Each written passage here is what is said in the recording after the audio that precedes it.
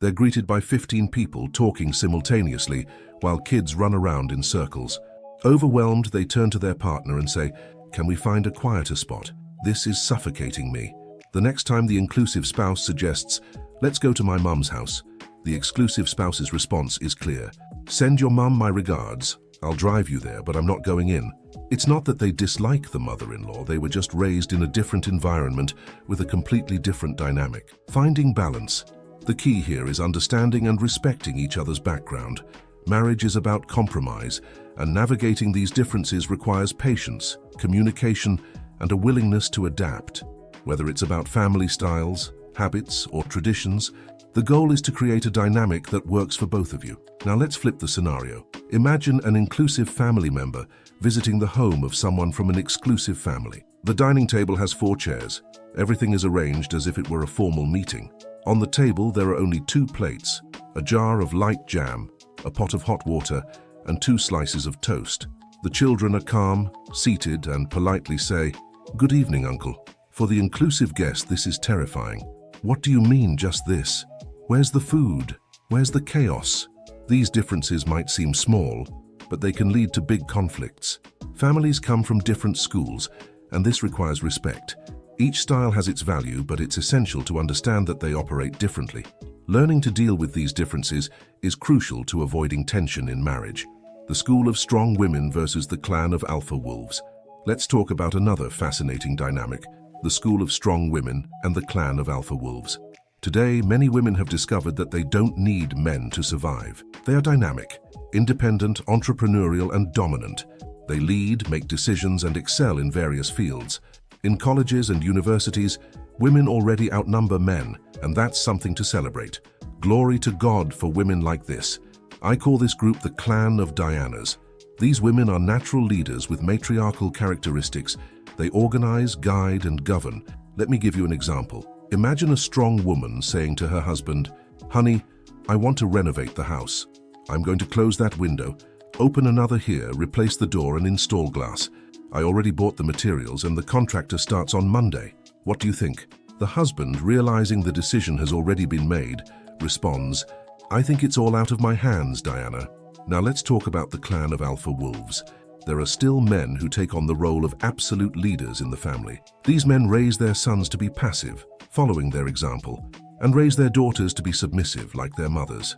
For them, the household is structured hierarchically, with male leadership as the foundation. The challenge is that opposites attract. You often see sons of wolves marrying daughters of Dianas.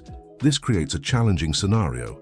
A passive man, raised to follow, marries a dominant woman, raised to lead. And the opposite also happens. A submissive woman marries a highly controlling man, balancing opposites. These combinations can be problematic, but they also offer opportunities for growth. It requires dialogue, respect, and wisdom to balance the differences and build a healthy relationship. Now picture this. The son of a Diana marries the daughter of a wolf. Before getting married, the man used to play soccer with his friends every Saturday. After the wedding, his wife says, "That little soccer game needs to stop. You're a married man now and you should behave accordingly." Being passive, he agrees. But over time, he realizes he needs to negotiate. He manages to strike a deal. 2 Saturdays a month for soccer, and the other 2 are dedicated to her. Finding harmony. These dynamics highlight how diverse upbringings influence relationships. Whether you come from the clan of Dianas or the alpha wolves, the key is open communication, compromise, and understanding. When couples embrace their differences as opportunities for growth, they can build stronger, more fulfilling partnerships. And here's the reflection. If you're not ready to live in partnership, perhaps you're not ready to get married, because marriage is just that, a joint construction where decisions are balanced and everyone has space. Now imagine the opposite scenario. The son of a Diana marries the daughter of a wolf. The daughter of a wolf grew up watching her father handle everything, changing light bulbs, fixing doors, repairing faucets. So, when something breaks, she expects the same from her husband. One day the door hinge comes loose and she says, "Honey, the door is loose." He replies, "Yeah, I noticed. Looks dangerous, huh?" She insists, "If that door falls, someone could get hurt." And he, completely calm, says, "I don't even go near that door." In her mind, he should be fixing the problem. In his mind, it's irrelevant. The result? She gets frustrated and calls her dad, the building manager, a handyman, or her brother-in-law to fix the door. Over time, she starts handling everything herself. Today the door, tomorrow the faucet, the next day the bed frame. Until one day she explodes. "Pastor, I don't have a man by my side. Everything falls on me."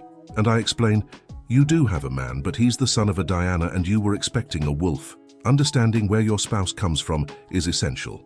The dynamics we learn in our families of origin greatly influence our marriages.